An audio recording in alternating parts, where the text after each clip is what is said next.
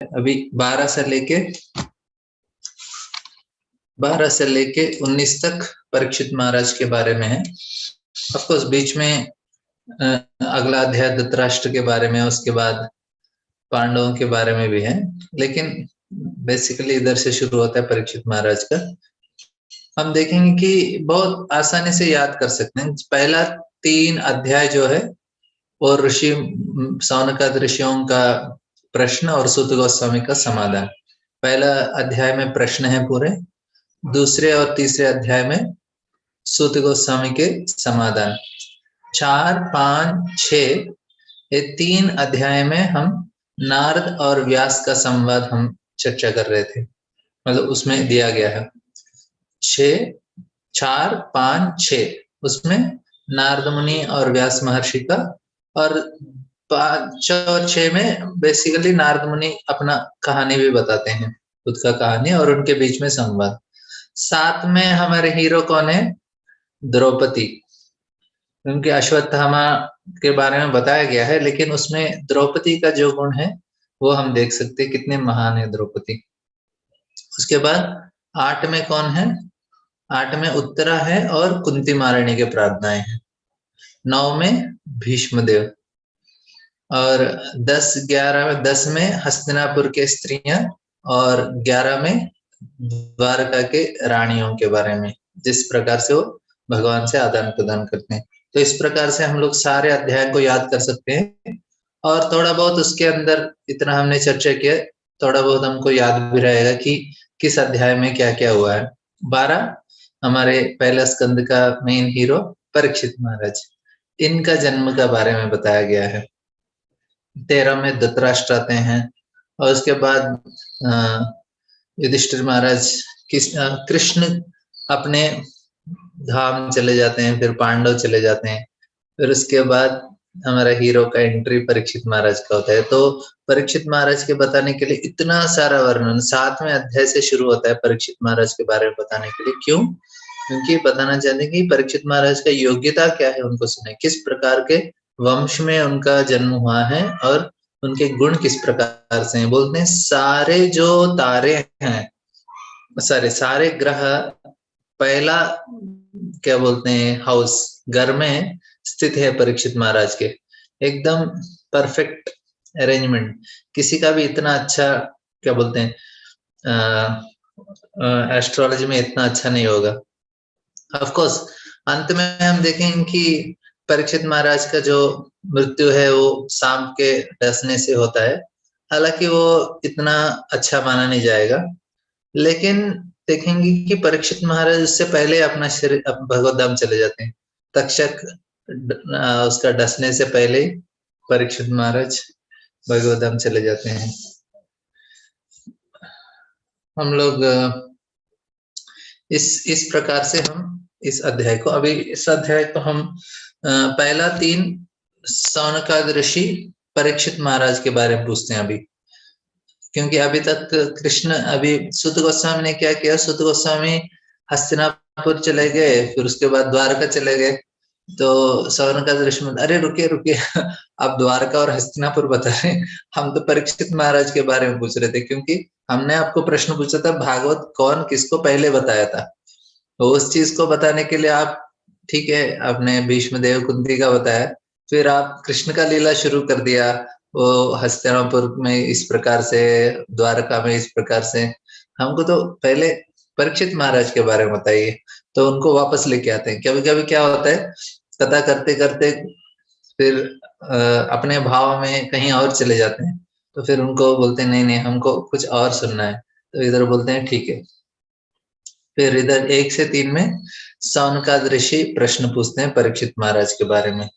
4, 5, 6 3 श्लोकों में युधिष्ठिर महाराज के पालन के बारे में बताते हैं, किस प्रकार से उनका राज्य चल रहा था। हालांकि इसके बारे में हमने 11 और 8वें अध्याय में भी सुना, कुंती महारानी बोलते हैं किस प्रकार से युधिष्ठिर महाराज का राज चल रहा है, क्योंकि भगवान बोलते हैं कि सीदंता भूरि, बोलते हैं कि आपके दृष्टि के वजह से, आपके दृष्टि के वजह से युधिष्ठिर महाराज का पूरा राज्य इस प्रकार से है कि गाय दूध इतना देते हैं कि पूरा जमीन गीला हो जाता है।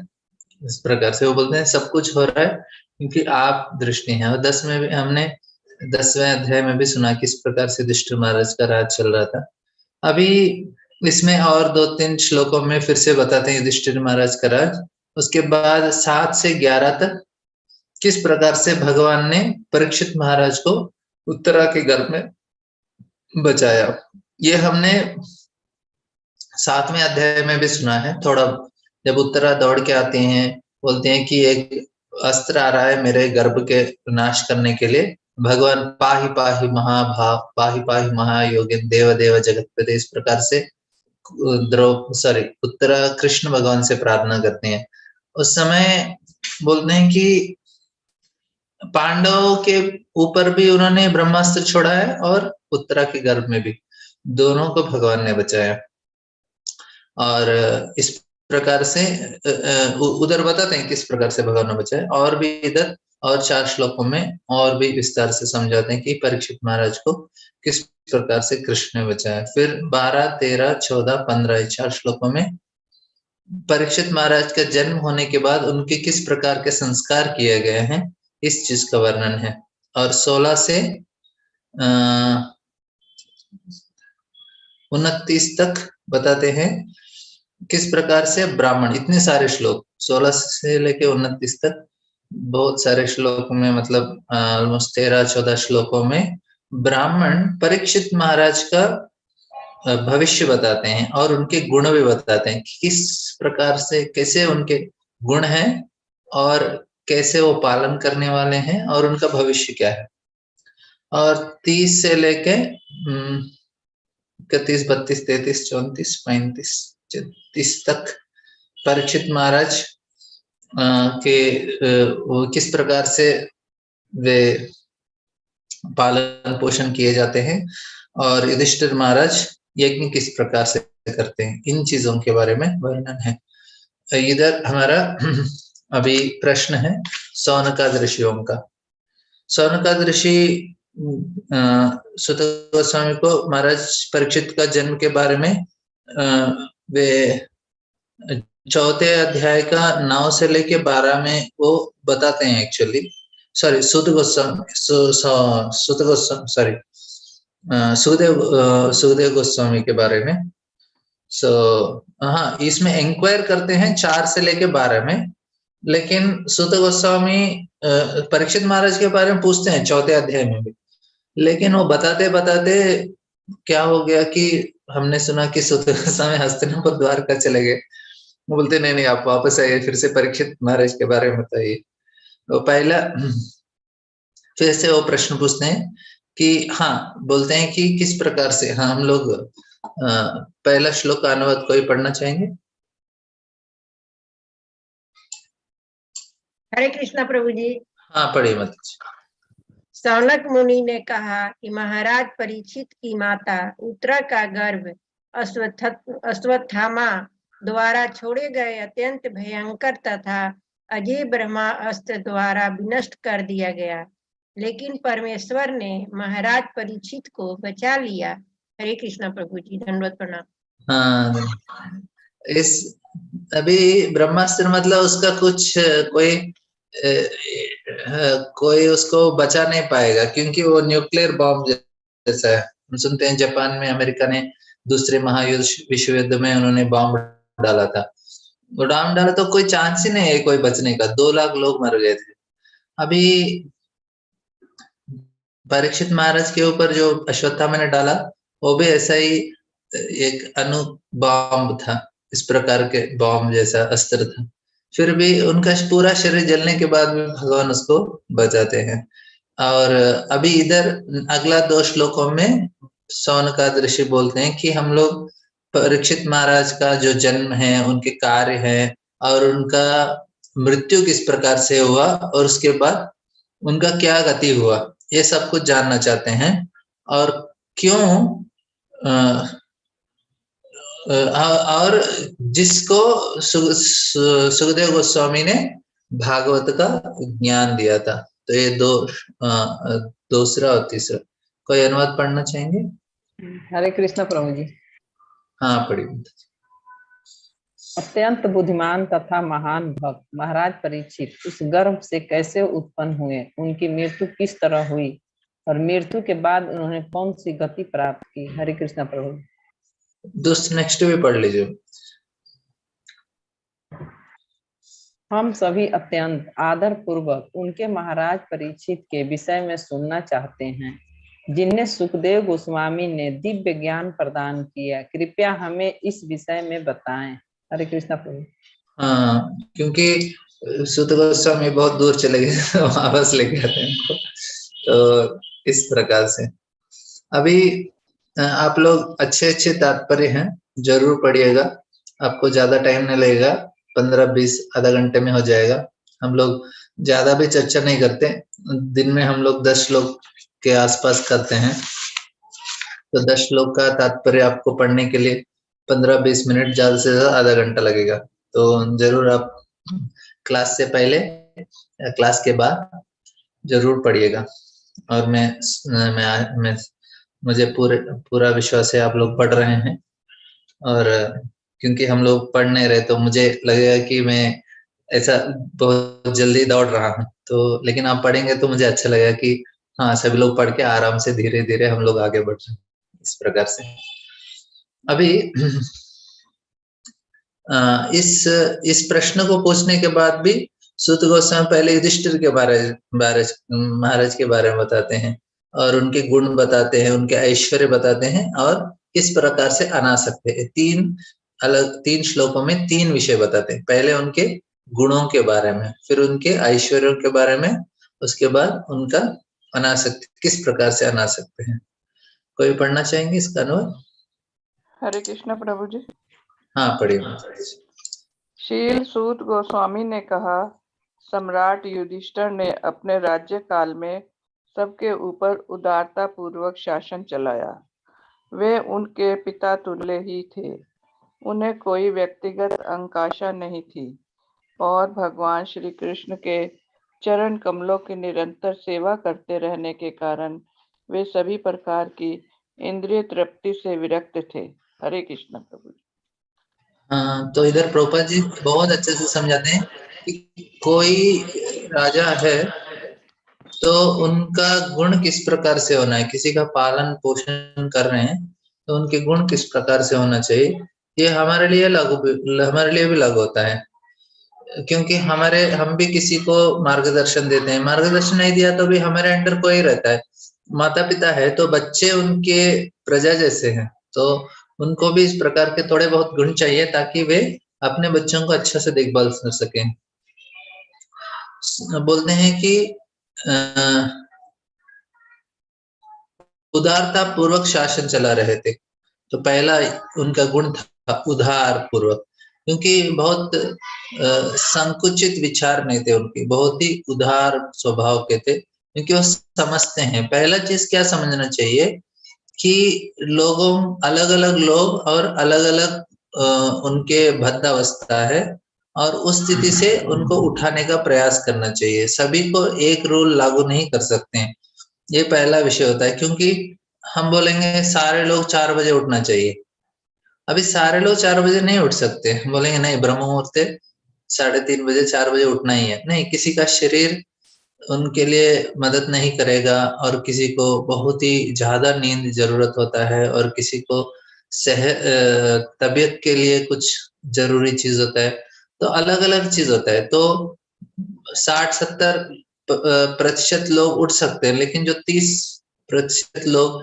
उठ नहीं सकते, उनके अलग अलग कारण होते हैं, तो वो समझना चाहिए। तो उसी प्रकार बोलेंगे 16 माला करना ही पड़ेगा, लेकिन सभी लोग कर नहीं पाते, उनके घर का स्थिति होगा, अलग अलग स्थिति होंगे। तो हम लोग हर व्यक्ति का उनके जो परिस्थिति है उनके अनुसार हमको नियमों को लागू करना चाहिए। उदार स्वभाव में तो लोग वो समझते हैं कि हाँ इस प्रकार से है, इस प्रकार से।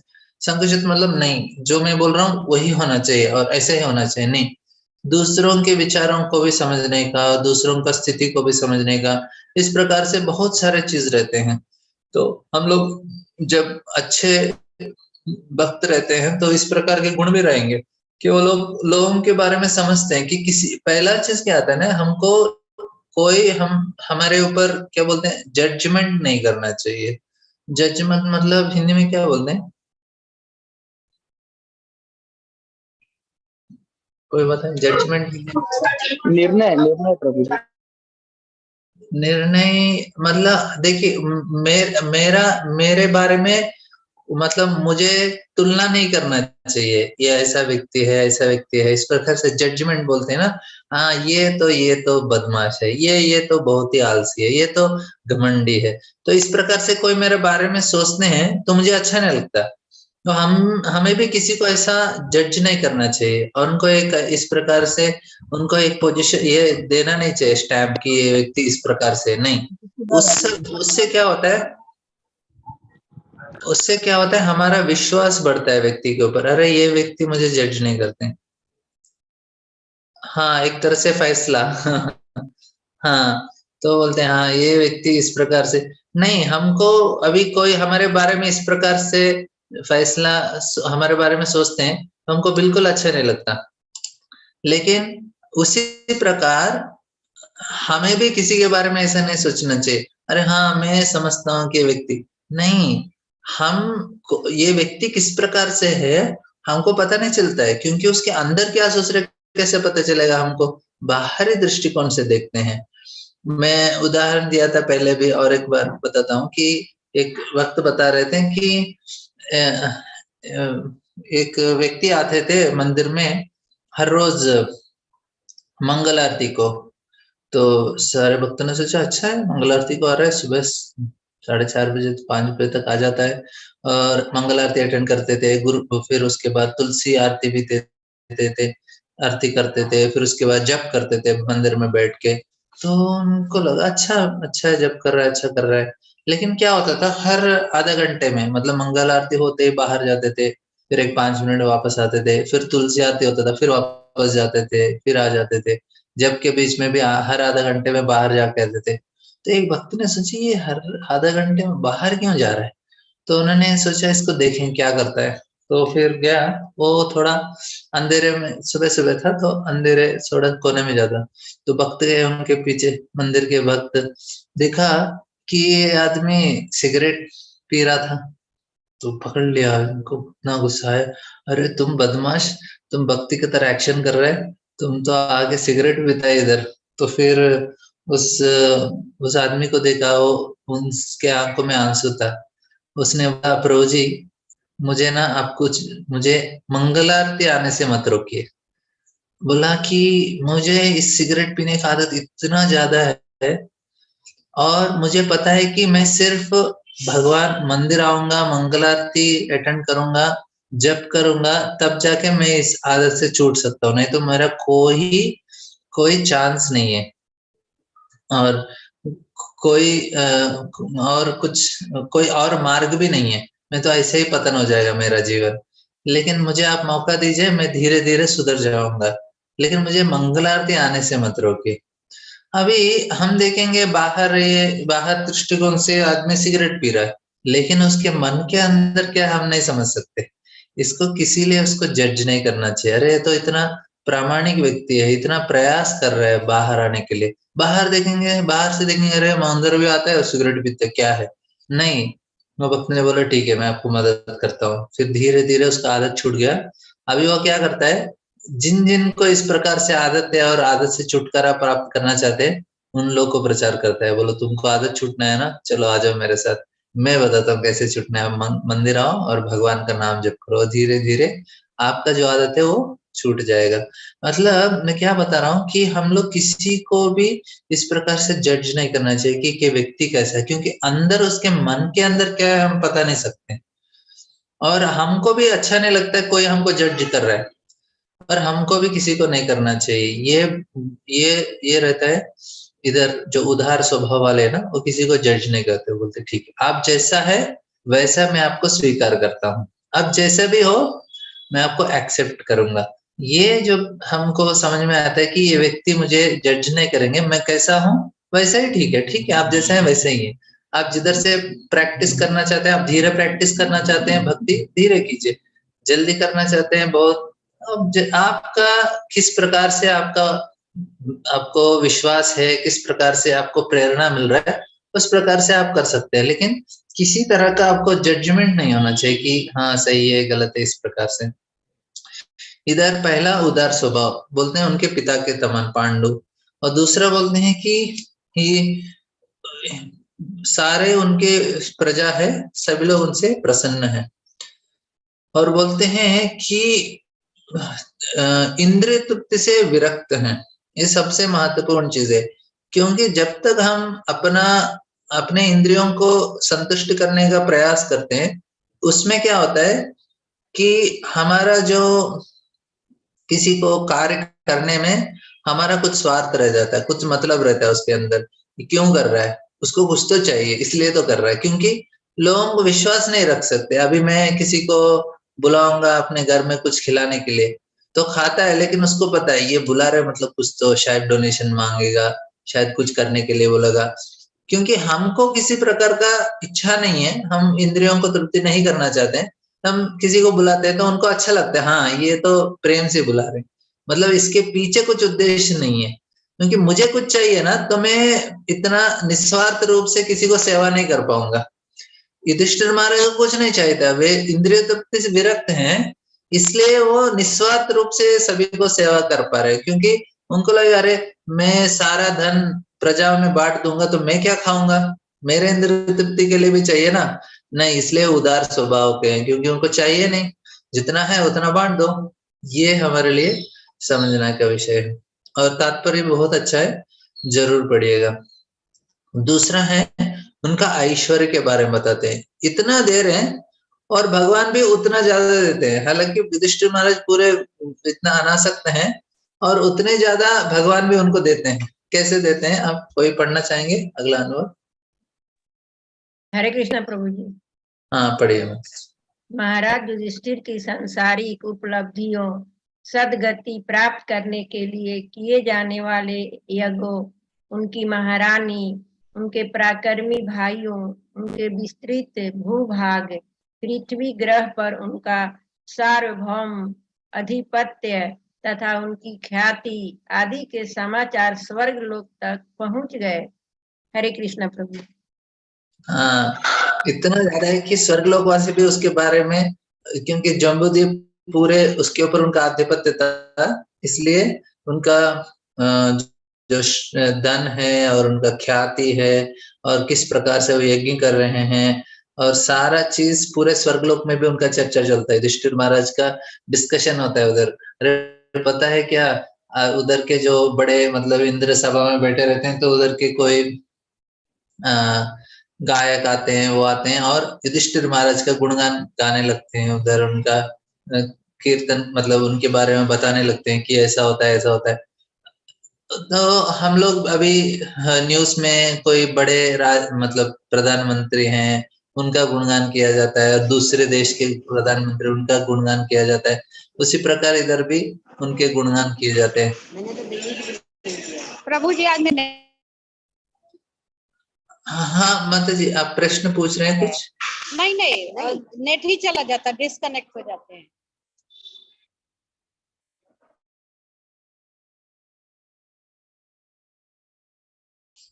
मेरा आवाज आ रही है? हाँ अभी आ रही है। प्रभु जी बीच में कट हो जा रहा है। मेरा भी नेट गायब हो जाता है। बीच में आप म्यूट हो गए थे प्रभु जी। हाँ हाँ हाँ।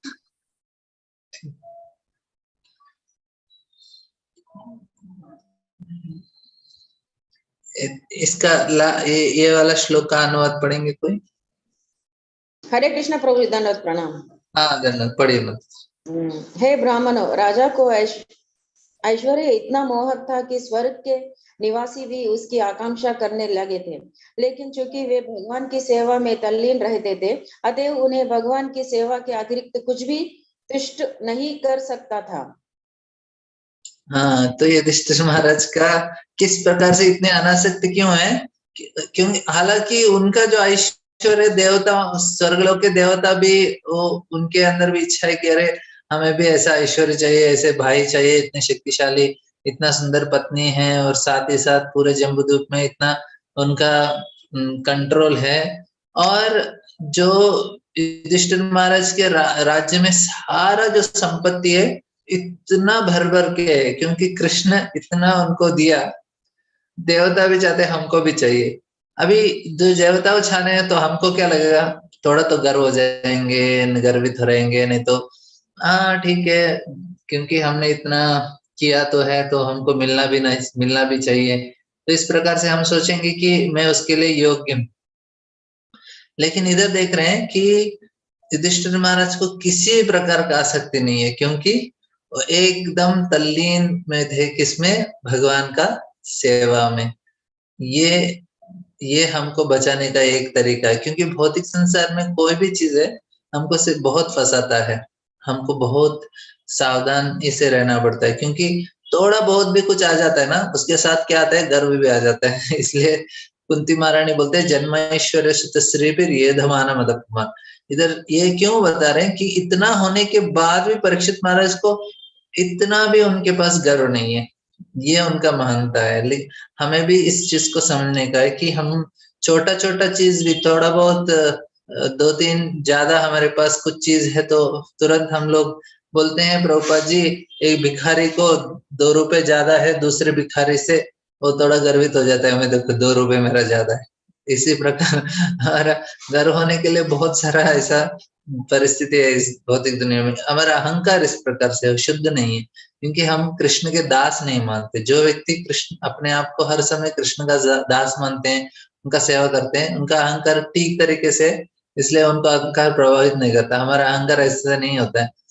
बद्धावस्था में हमारा अहंकार बहुत ही क्या बोलते हैं मुश्किल, मिथ्या अहंकार ज्यादा है, और इसलिए भगवान भी हमको ज्यादा देते नहीं। उनको पता है इसको ज्यादा दे दे तो मुझे ही भूल जाएगा। तो भगवान जितना हम भक्ति के लिए हमारे लिए अनुकूल है उतना ही देते हैं। क्योंकि हमने भी देखा है कुछ लोग को बोलते हैं किसी ने बहुत अपराध कर दिया भक्ति में, तो भगवान उसको ज्यादा पैसे दे देते हैं कि वो चला जाएगा, अपने आप भगवान को भूल जाते हैं। ऐसा नहीं हम सोचेंगे हमको भी ज्यादा पैसे चाहिए इसलिए हम अपराध करेंगे, ऐसा नहीं करना चाहिए। लेकिन विषय क्या है कि ये भगवान की सेवा में जो आनंद है वो आनंद भौतिक चीजों के आनंद से बहुत बहुत ज्यादा है, इसलिए हम उसके ऊपर अनाज सकते हैं। ऐसा नहीं कि मैं देखूंगा नहीं उसको, पकड़ूंगा नहीं, ऐसा नहीं है। अनासक्त विषयान यथार्हम् उपयुञ्जते निर्बंधे कृष्ण संबंधे युक्तम वैराग्यम उच्यते। सारा चीज वो भगवान का सेवा में लगाते हैं, ऐसा नहीं कि वो इस्तेमाल ही नहीं करते। मैं खाना देखूंगा नहीं, मैं सिर्फ ऐसा सूखा चावल खाऊंगा, नहीं तो एक सूखा रोटी खाऊंगा क्योंकि मैं अनासक्त हूं, इस प्रकार से नहीं। अच्छा खाते थे, अच्छा पहनते थे, और अच्छा से जो भी उनके लिए राजा है तो राजा के सामने नाच गान सब कुछ होता है। ऐसा नहीं कि युधिष्ठिर महाराज बोले नहीं नहीं नहीं मैं कुछ नहीं देखूंगा, नहीं। लेकिन उनका मन कहाँ रहता था, हर समय कृष्ण के चरणों में रहता था, क्योंकि उसमें जो आनंद है इन चीजों के आनंद से कुछ कंपेयर नहीं कर सकते। ये विषय समझना चाहिए। ऐसा नहीं कि परीक्षित युधिष्ठिर महाराज बोल रहे हैं देखो मैं तो से अनासक्त हूँ, मैं नीचे चटाई डाल के सो जाऊंगा और मैं ऐसे घास फूस खा लूंगा, जैसे ही कपड़ा पहनूंगा, नहीं। एकदम उनके जो पहनने का है एकदम अच्छा पहनते थे, बहुत सुंदर, और सब कुछ उनके जो सुविधाएं हैं सब कुछ वो स्वीकार कर रहे हैं, ऐसे नहीं कि स्वीकार नहीं कर रहे हैं। लेकिन मन में कौन है, भगवान के चरण कमल, भगवान के चरणों में स्मरण, ये इसमें तल्लीन थे। इसलिए ये जो आनंद है उनको कुछ रम नहीं रहा है। लेकिन देवताओं को क्या प्रॉब्लम है, वे भी भगवान के भक्त हैं, लेकिन भगवान के भक्त कैसे हैं, वे चाहते हैं कि भगवान उनके आनंद में मदद करें। हम चर्चा कर रहे थे 2 दिन पहले कि देवताओं को कैसे रहता है कि उनको लगता है देखो देवताओं के उस सकाम भक्त बोलते हैं, सकाम भक्त मतलब भगवान मैं ना आपके लिए दिया जला दूंगा, आप देखिए कि हमारे घर में भी थोड़ा अच्छा बड़ा बड़ा लाइट लग जाए, शैंडिलियर लग जाए, 2 दिया जलाऊंगा चाहिए तो, नहीं तो पूरा महीना, कार्तिक का पूरा महीना आपको आरती चढ़ा देंगे, आरती कुंज बिहारी की, ऐसे गाएंगे और आपकी आरती चढ़ाएंगे। लेकिन हमारा ख्याल भी थोड़ा रख लेना, हमारा भी थोड़ा इस प्रकार से थोड़ा नया घर चाहिए था और नया गाड़ी चाहिए था, ऐसा कुछ बड़ा लिस्ट रहता है। इस प्रकार से वो क्या है, वो देवता लोग हैं, सकाम भक्त हैं, भगवान को मानते हैं लेकिन अपने इच्छाओं को पूर्ण करना चाहते हैं। लेकिन ये युधिष्ठिर महाराज शुद्ध भक्त हैं, हालांकि सब कुछ मिल रहा है उनको, लेकिन उनको लग रहा है नहीं, मुझे भगवान का भक्त बनना है, बस भगवान का स्मरण चाहिए। ये कैसे प्रूव होता है कि युधिष्ठिर महाराज इस प्रकार से हैं? क्योंकि जब उनको सब पता चला कि कृष्ण अपने स्वधाम चले गए, तो युधिष्ठिर महाराज बोलते चलो हमारा भी टाइम हो गया। युधिष्ठिर महाराज किस प्रकार से अपने राज्य को परीक्षित महाराज को सौंपने के बाद एकदम पूरा सारे चीजों से एक ही समय में वो अपना पूरा अनासक्ति दिखाते हैं, किसी चीज में उनको कुछ आसक्ति नहीं। लोग उनको बुला रहे हैं, उनको सुनाई नहीं दे रहा है, कुछ भी उनको कुछ नहीं है, सिंपल कपड़े पहन लेते हैं और चलने लगते हैं पूरब की तरफ, सॉरी पूर्व पश्चिम उत्तर की तरह उत्तर की तरह चलने लगते हैं। कुछ भी, कोई भी कुछ बोल रहा है, बुला रहा है, कुछ कर रहा है, युधिष्ठिर में सब कुछ छोड़ दिया, बस भगवान का चरणों को ध्यान करो, चलते रहो। ये हम समझ सकते हैं, क्योंकि पर ये ऐसा बोलने के लिए नहीं है। युधिष्ठिर महाराज को जब समय आया, पता चला कृष्ण चले गए अपने धाम को, उन्होंने बोला देखो मैं कृष्ण के लिए कर रहा हूँ, अभी है ही नहीं तो मैं भी चला जाता हूँ उनके लिए, मैं इधर क्यों रहूंगा। इस प्रकार से अभी इधर से हमारा 7 से 11 किस प्रकार से परीक्षित महाराज को कृष्ण ने रक्षा किया, इसका चर्चा करेंगे। तो इसका अनुवाद पढ़ना चाहेंगे? हरे कृष्णा प्रभु जी। हाँ, आशा माता जी पढ़िए। हे भृगुपुत्र सौनक, जब महान योद्धा बालक परीक्षित अपनी माता उत्तरा के गर्भ में थे और अश्वत्थामा द्वारा छोड़े गए ब्रह्मास्त्र के ज्वलंत ताप से पीड़ित थे, तो उन्होंने परमेश्वर को अपनी ओर आते देखा। हरे कृष्ण प्रभु। तो इस प्रकार से परीक्षित महाराज ने भगवान के वो आते हुए देखा। इसका नेक्स्ट वाला कोई पढ़ना चाहेंगे अनुवाद? हरे कृष्णा प्रभु। हाँ पढ़िए मत। वे भगवान केवल अंगूठा भर ऊंचे थे, किंतु वे थे पूर्णतः दिव्य।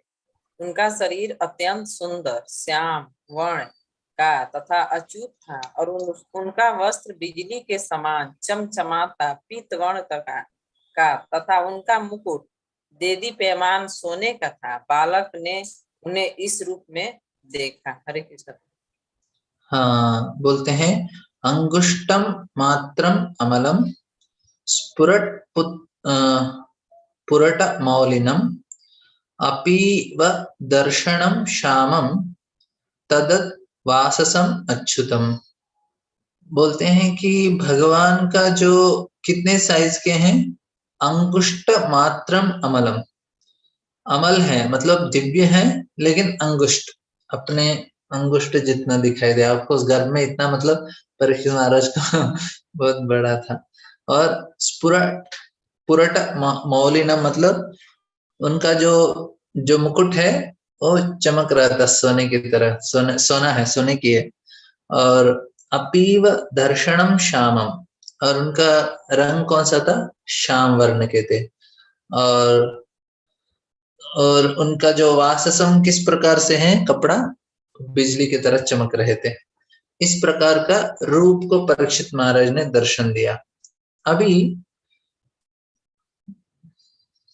हाँ, ये 4 श्लोकों को एक ही बार, हमारा कितना टाइम है, ठीक है, 4 श्लोक को मैं एक ही बार आपको एक्सप्लेन करूंगा।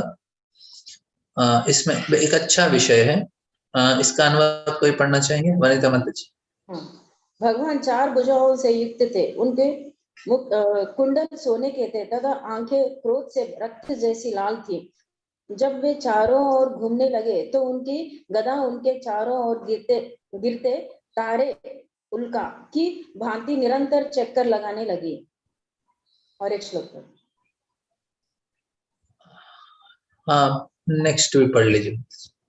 हाँ, भगवान इस ब्रह्मास्त्र के तेज को विनष्ट करने में इस प्रकार संलग्न थे, जिस तरह सूर्य ओस की बूंदों को उड़ा देता है। वह बालक को दिखाई पड़े तो वह सोचने लगा कि वे कौन थे। हाँ ये भी पढ़े। इस प्रकार बालक के देखते देखते प्रत्येक जीव के परमात्मा तथा धर्म के पालन कर पूर्ण पुरुषोत्तम भगवान जो सारी दिशाओं में व्याप्त और काल तथा देश की सीमाओं से परे है, तुरंत अंतर्धान हो गए। हाँ, तो ये हरि शब्द का बहुत इम्पोर्टेंट है, हम लोग उसको चर्चा करेंगे। तो उससे पहले हम कैसे दर्शन होता ना प्रभु जी ये? हाँ, ये सब कुछ घर में हो रहा है, मैं बताता हूँ अभी कैसा है। तो इधर हम लोग देख रहे हैं कि जो 7 और 8, हम 8 में बताया कि किस प्रकार से भगवान का जो सुंदरता का वर्णन किया, किस रूप में भगवान दर्शन दिए थे परीक्षित महाराज को उनके उत्तरा के गर्भ में। अभी कितने भाग्यवान होंगे परीक्षित महाराज को, परीक्षित महाराज की गर्भ में उनको भगवान का दर्शन मिल रहा है। ऐसा कोई भाग्यवान जीव हो ही नहीं सकता जितने परीक्षित महाराज है। हमको बाहर भी नहीं दिखते, परीक्षित महाराज को गर्भ के अंदर से उनका दर्शन मिल रहा है, ये पहला चीज है। और इतना सुंदर रूप का दर्शन मिल रहा है। और बोलते हैं कि, और इसमें बताया कि उनका चतुर्भुज रूप में उनका दर्शन मिला, ये 9 श्लोक में बताते हैं। और उनके आंख लाल थे और उसके बाद उनके हाथ में गदा था, जिसके द्वारा उन्होंने एकदम क्या बोलते लुक से शूटिंग स्टार जैसे आ गए। और 10 में बताते हैं कि इस प्रकार का रूप को देख के उन्होंने क्या किया, ब्रह्मास्त्र का जो तेज है उसको कम कर दिया। कि क्या इसका तुलना किसके साथ किया जाता है? 10वें श्लोक बताते हैं कि जो ब्रह्मास्त्र का जो प्रभाव था उसको बहुत ही आसानी से उन्होंने नष्ट कर दिया। किस प्रकार से? जिस प्रकार से सूरज एक बूंद को सुखा देता है, बूंद को उड़ा देता है तो बूंद को कैसे उड़ा देता? तो परीक्षित महाराज सोच रहे थे, अरे व्यक्ति कौन है, कैसे आ गई? और इस प्रकार से भगवान देख रहे थे, परीक्षित महाराज देख रहे थे, अरे कौन है व्यक्ति, मुझे इस प्रकार से कैसे बचाया उन्होंने। और बोलते हैं कि भगवान हर समय सर्वव्यापी है, हर जगह है। और जो धर्म गुपा बोलते हैं, भगवान जो सही व्यक्ति लोग हैं उनका रक्षा भी करते हैं। और इधर आचार्य लोग बताते हैं कि परीक्षित महाराज को दर्शन जब भगवान देते हैं, ऐसा नहीं कि भगवान बाहर से अंदर आए, नहीं, बोलते हैं भगवान गर्भ में हर समय थे, उस समय उनको दर्शन मिला था। अभी भी हर दिशा में, हर जगह में भगवान हर जगह है। ये भगवान हमको ब्रह्म संहिता में बताते हैं और बहुत सारे शास्त्रों में भी दिया गया है कि यद्भाव भावित दियो मनुजस्तुते एकोप्यसौ रचयितुं जगदण्ड कोटि यच्चक्षुरस्य जगदण्ड चयाय दंत अंडांतरस्थ परमाणु चयांतरस्थम। हर अंडांतरस्थ परमाणु, हर परमाणु में भगवान व्याप्त है। गोविंदमादि पुरुषम तमहम भजामि। हमको क्या मतलब, ऐसा नहीं कि भगवान बाहर से अंदर आए, नहीं, भगवान है उधर, अभी भी भगवान है इधर। हम जब भगवान का नाम स्मरण करते हैं, उनका कीर्तन, अच्छा भक्ति करेंगे तो भगवान का दर्शन मिल सकता है अभी, लेकिन हमको नहीं मिल रहा है। क्यों? हम योग्य नहीं है। लेकिन हम योग्य बन जाते हैं तो भगवान कहीं से आने का जरूरत नहीं है, इधर ही है भगवान, लेकिन हम दर्शन नहीं ले पाते, ये विषय है। तो इधर ये बता रहे हैं, ये सर्वव्याप्ति मतलब क्या बताना चाहते हैं कि सर्वव्याप्ति मतलब भगवान उधर है, इसलिए उनका दर्शन हो रहा है परीक्षित महाराज को। और दूसरा विषय बताते हैं, भगवान को इधर क्या बताते हैं कि वे अमेय आत्मा मतलब सर्वव्याप्त रहना। अभी दूसरा क्या बताते हैं? हरि बताते हैं। हरि मतलब किसी चीज को हरण करने वाला, चोरी करने वाले को भी हरि बोलते हैं। अभी भगवान को भी इधर हरि बोला है। और भगवान क्या चोरी करने के लिए आए इधर? क्योंकि भगवान चोरी करते हैं, और किस चीज को चोरी करने के लिए आए भगवान? और ठीक है, चोरी करने के लिए आए, फिर वो अदृश्य क्यों हो गया? जब परीक्षित महाराज उनको ध्यान से देखने लगे तो भगवान उधर से अदृश्य हो जाते हैं। क्यों ऐसा? क्योंकि भगवान किस चीज का चोरी कर रहे हैं? परीक्षित का हृदय का चोरी कर रहे हैं। अभी हम किसी चीज का चोरी करने के लिए, कोई चोरी कर रहा है और उसका ओनर आ गया तो क्या करेगा? चोर भाग जाएगा। इसीलिए भगवान भी भाग जाते हैं उधर से। उन्होंने परीक्षित महाराज का हृदय को चोरी कर लिया और भाग गए। तो परीक्षित महाराज जब उत्तरा के गर्भ से बाहर निकलते हैं तो फिर क्या करने लगते हैं? इस व्यक्ति का अंगुष्ट मात्रम मलम स्फुरट मौलिनम अपीव दर्शनम श्यामम, इस रूप का दर्शन हर जगह देखने लगे, हर व्यक्ति को परीक्षा करने लगे, इसलिए उनका नाम हो गया परीक्षित। ये भगवान हर कर लेते हैं, भगवान हमारा भी हर रहे हैं थोड़ा बहुत, इसलिए हम लोग इतना दिन होने के बाद भी हम लोग अभी भी बैठ के भागवतम सुन रहे हैं, क्योंकि कुछ ना कुछ भगवान ने हमसे भी ले लिया है। हमको भी लगता है हाँ अभी थोड़ा बहुत प्रयास करना चाहिए भगवान के पास जाने का, क्योंकि थोड़ा बहुत हमारा भी थोड़ा मन भगवान ने लिया, इसलिए नहीं तो हर रोज बैठ के हम चर्चा नहीं कर पाएंगे। अभी मैं बोलूंगा ठीक है आप ना 1 महीने तक क्लास मत आना तो हमको बोले नहीं हमको सुना है, क्योंकि हमको ही लगेगा ना सुनना क्यों है, क्योंकि हमारा मन भी थोड़ा भगवान का ये स्पेशलिटी है, वो बहुत प्रयास करते हैं हमको आकर्षित करने के लिए हर तरीके से। अभी प्रभुपाद जी क्या कर रहे हैं? कृष्ण के बारे में इतना वर्णन कर रहे हैं ताकि हम लोग, कृष्ण क्या करते हैं, ऐसे आचार्यों को भेजते हैं प्रभुपाद जैसे, जो कृष्ण के बारे में हमको समझा के उनके बारे में अलग अलग तरीके से लिखते हुए वे क्या करते हैं, हमको कृष्ण के प्रति और आकर्षित कराते हैं। ये आचार्यों का काम है। और उसके बाद हमारे बहुत सारे भक्त हैं और प्रभुपाद के भी शिष्य हैं, अलग अलग सुविधाएं हैं जिससे हम कृष्ण के प्रति आकर्षित हो जाएं। ये इसका प्रयास हमको करना चाहिए हर वक्त। क्यों हम लोग कर नहीं पाते? हमारा हर समय क्यों भगवान के प्रति हमारा मन क्यों नहीं जाता? क्योंकि हमारा क्या बोलते हैं कि बहुत बद्धावस्था है। बद्धावस्था में हम हमारे जो क्या बोलते हैं इसको कंडीशन्ड नेचर, और जो हमारे संस्कार हैं उनको गलत दिशा में लेके जाते हैं हर समय। हम बोलेंगे जब बैठ के जब करने का प्रयास करते हैं मन इधर उधर लेके जाता है, लेकिन हमको बहुत प्रयास करना चाहिए, मन को भागने नहीं देना चाहिए, कृष्ण के पास लेके आना चाहिए। हमारा कालिदास का एक कहानी है, वे ये बहुत विस्तार बहुत बड़ा कहानी है। इसमें बोलते हैं कि कालिदास जो है पहले वो बहुत ही बुद्धू था, वो कुछ ठीक से नहीं आता था उसको, सिर्फ एक ही काम कर सकता था वो बकरियों को चराना, लेकिन उसको शादी करने का बहुत इच्छा था, लेकिन वो किसी से कोई से शादी नहीं करना चाहता क्योंकि एकदम बुद्धू था। लेकिन उधर ही एक राज्य में एक रानी थी, रानी ने राजकुमारी थी और वो बहुत बुद्धिमान है। वो क्या करती थी, उधर के ब्राह्मणों को बुलाती थी, बोलते ठीक है किसी को मुझसे शादी करना है तो मेरे साथ वाद विवाद करो। तो वाद विवाद करते हैं और उनको हरा देती है बुरी तरह पब्लिकली, और बेइज्जती करके भेज देती है कि इतना भी पता नहीं करके। तो बहुत लोग आते थे बड़े बड़े ब्राह्मण और हार के चले जाते थे, और ये तो बहुत खुश है, कुंवारी है लेकिन बोलते अरे कोई ऐसा जीतने वाला नहीं है मुझे शादी करने का।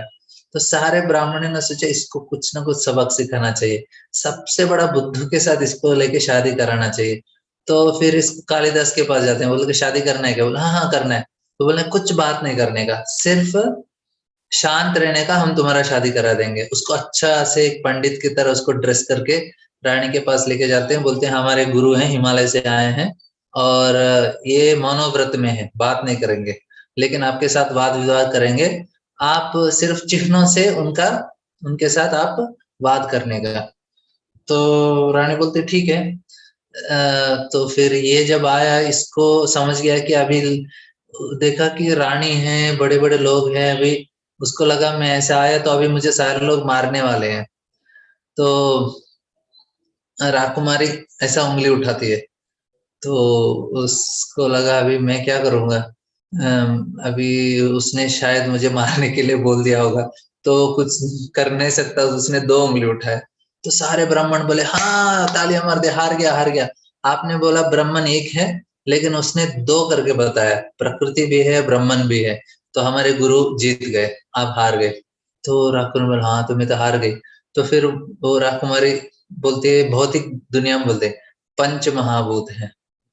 तो उसने सोचा अरे तो ऐसा हाथ उठाया, तो उसने मुट्ठी बंद कर लिया, ऐसा उठाता है वो।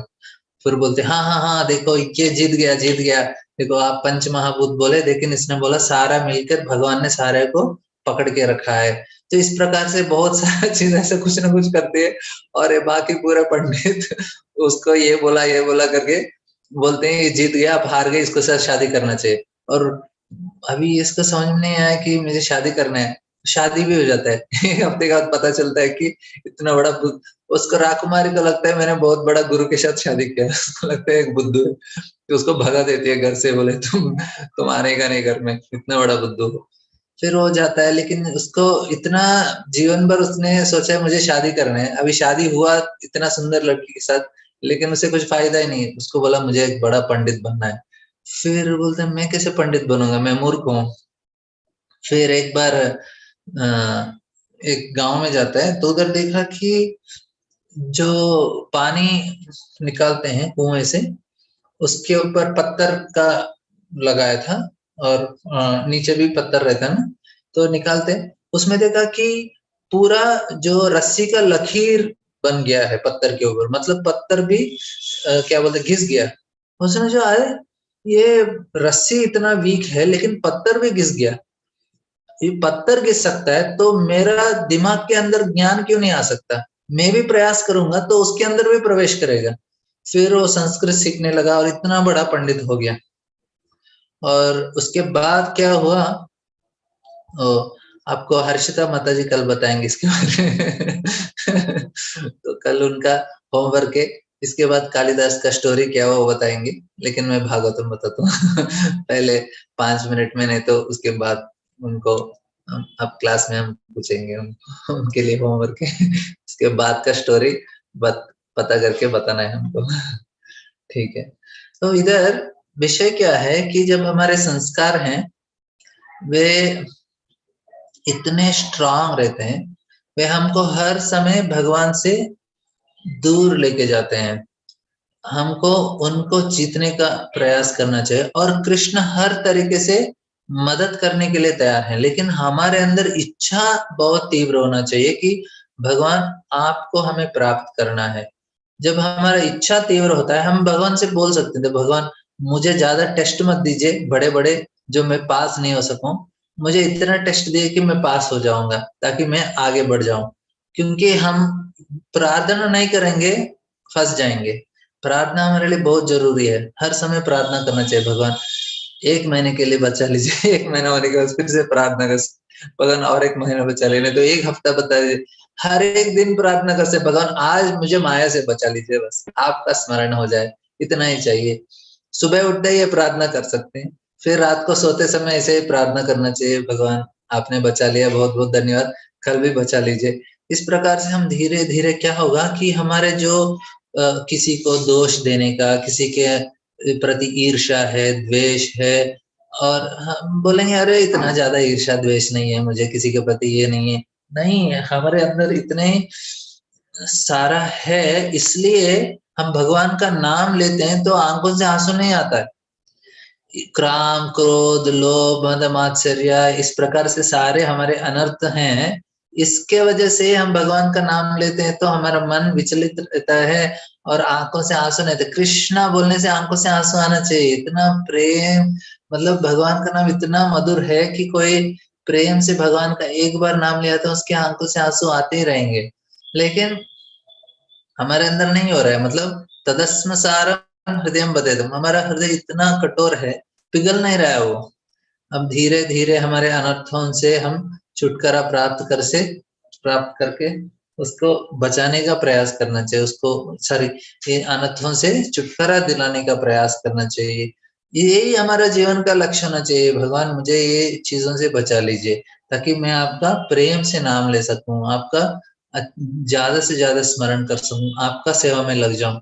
हमको लगता है अरे यही है क्या, बस यही है जीवन का लक्ष्य, क्योंकि बाकी सारा चीज हमने बहुत बार कर लिया है।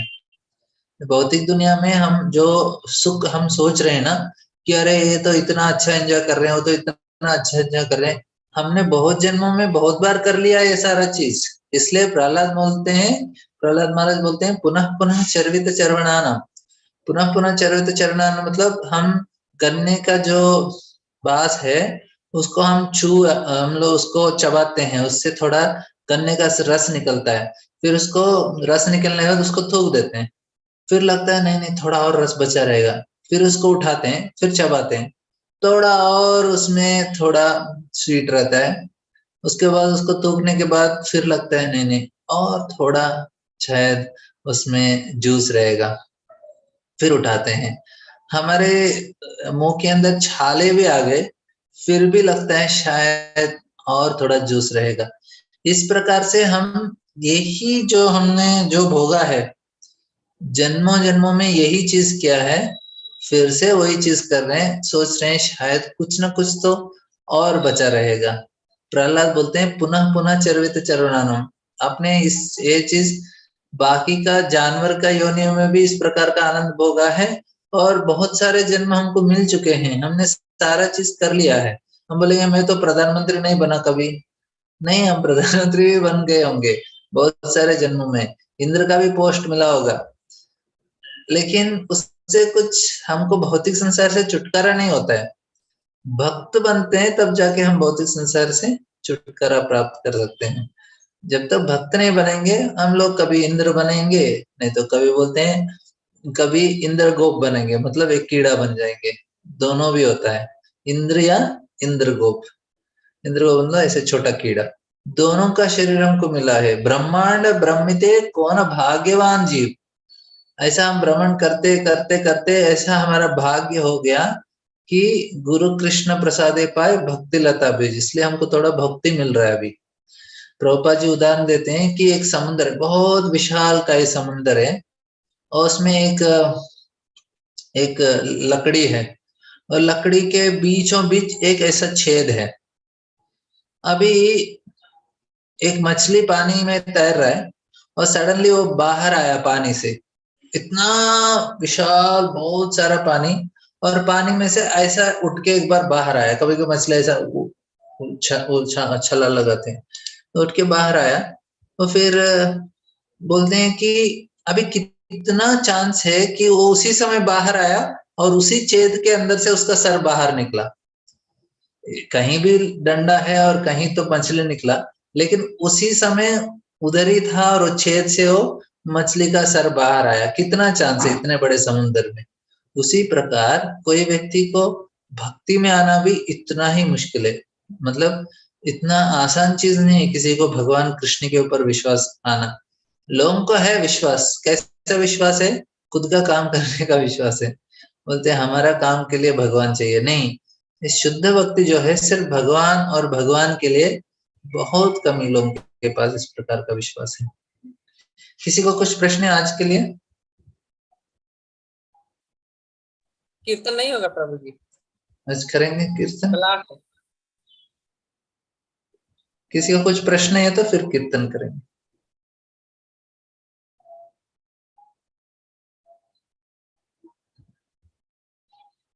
प्रश्न नहीं है तो मतलब जो भी मैं बोला दो चीज हो सकता है, सब कुछ समझ गया नहीं तो कुछ नहीं समझ तो आप प्रश्न पूछने से हमको लगता है कि आप लोग थोड़ा मतलब हम लोग प्रयास करते हैं ना, जो सुन के समझ के उसको आचरण करने के लिए, तब जरूर प्रश्न आता है। तो आप फिर से अच्छे से पढ़िए और उसको जीवन में अपनाने का प्रयास कीजिए, बहुत सारे प्रश्न आ जाएंगे। हरे कृष्ण प्रभु जी। हाँ माता जी। नेटवर्क ही खराब है क्या? हरे कृष्ण प्रभु। हरे कृष्ण नहीं आवाज जा रही है। ओ मेरा आवाज नहीं आ रही है? हरे कृष्ण प्रभु जी। हाँ माता जी। मैं बोल रही हूँ कि राजा परीक्षित जब बाहर आए उत्तरा के गर्भ से, तो उन पर माया के पर्दा नहीं पड़ा था? नहीं माता जी, वो ये भक्तों का स्पेशलिटी है हमारे लिए अलग होता है। भक्त बचपन से ही, वो जन्म से ही वो तीनों गुणों से परे रहते हैं, माया उनको टच ही नहीं कर सकता। ये लोग क्या होते हैं, ये लोग नित्य सिद्ध रहते हैं, मतलब हर समय उनका जो स्थिति है वो भगवान के पार्षद की स्थिति है, वो लोग नित्य सिद्ध लोग हैं। हम नित्य बद्ध लोग हैं, हर समय हम बद्धावस्था में रहेंगे और हर समय सिद्धावस्था में रहेंगे, मतलब उनको कोई माया का प्रभाव नहीं रहता है। लेकिन हमारे ऊपर इस प्रकार से नहीं है। हम लोग कभी प्रार्थना करेंगे भगवान हमको बचा लो, और 2 दिन के बाद हम भूल जाएंगे बोलेंगे अरे ये पार्टी में जाना है, ये फंक्शन में जाना है, और इधर शादी में है, ये है वो है। हमने 2 दिन पहले, अभी क्लास के बाद हम थोड़ा लगेगा हाँ, क्लास में भी हमको लगे हाँ सही है, हमको भगवान चाहिए, भगवान के लिए प्रार्थना करना है, और फिर कुछ समय के बाद हम भूल जाते हैं। फिर अभी कोई डांडिया खेलने के लिए बुलाया तो फिर डांडिया में आराम से मजा करेंगे, फिर भगवान कृष्ण को भूल जाते हैं। तो इस प्रकार का हमारा सिचुएशन है।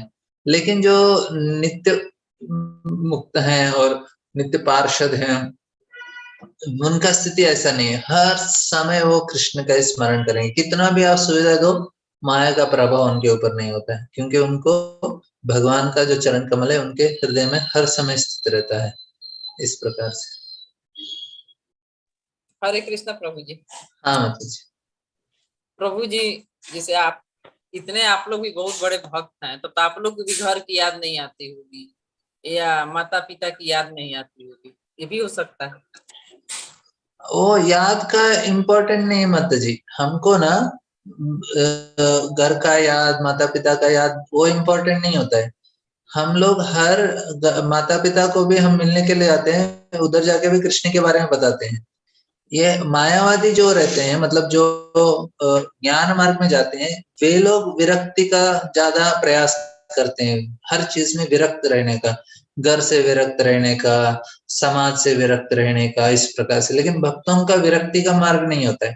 भक्तों का मार्ग होता है कि हम लोग हर चीज को कृष्ण के संबंध में देखते हैं, और हर चीज को, किसी को भी मिलने के लिए जाएंगे कृष्ण के बारे में बताएंगे, खाने के जाएंगे कृष्ण को भोग लगा के खाएंगे, हम लोग कुछ कहीं घूमने के लिए जाएंगे कृष्ण का मंदिर देखने के लिए जाएंगे, नहीं तो कृष्ण का वृंदावन मथुरा जाएंगे।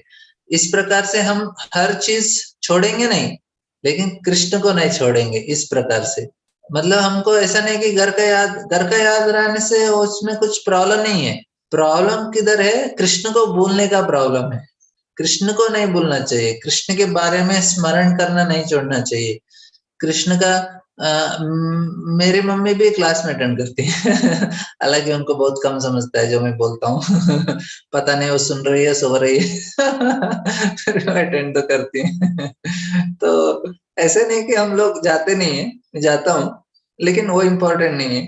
इम्पोर्टेंट क्या है कि हम लोग भगवान का स्मरण करना इम्पोर्टेंट है। आप कहीं भी रहो, भगवान का स्मरण कीजिए।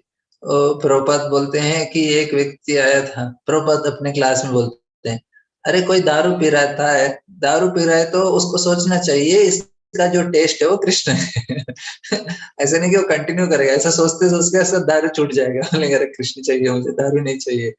इस प्रकार से हमको हर चीज में हमको कृष्ण चाहिए। इस प्रकार से हम लोग क्या होता है कि युधिष्ठिर महाराज ने राज्य नहीं छोड़ा।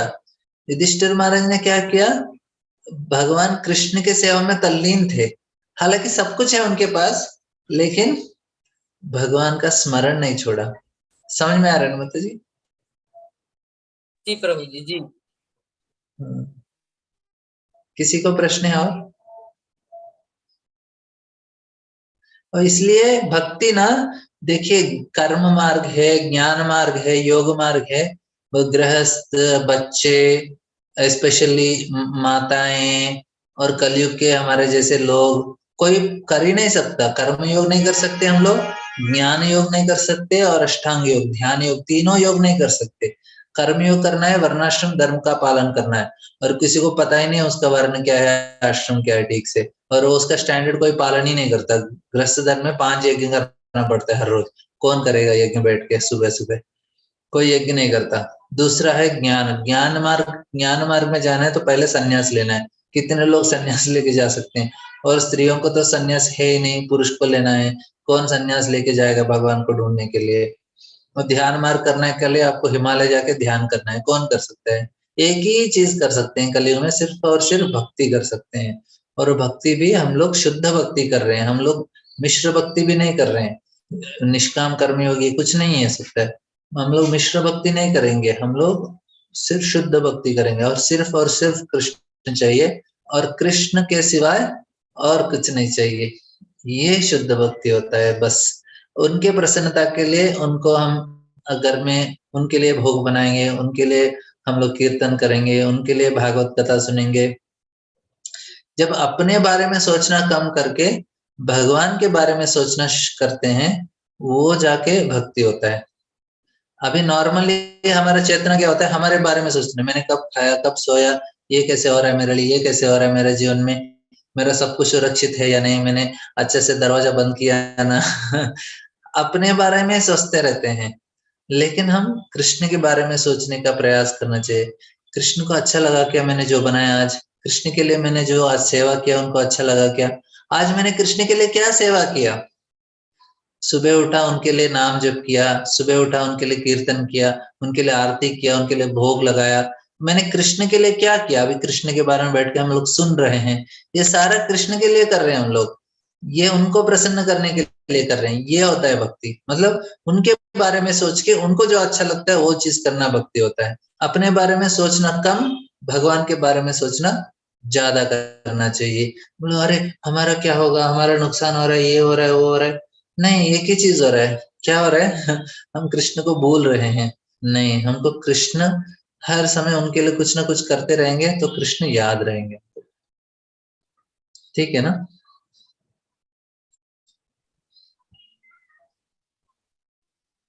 अरे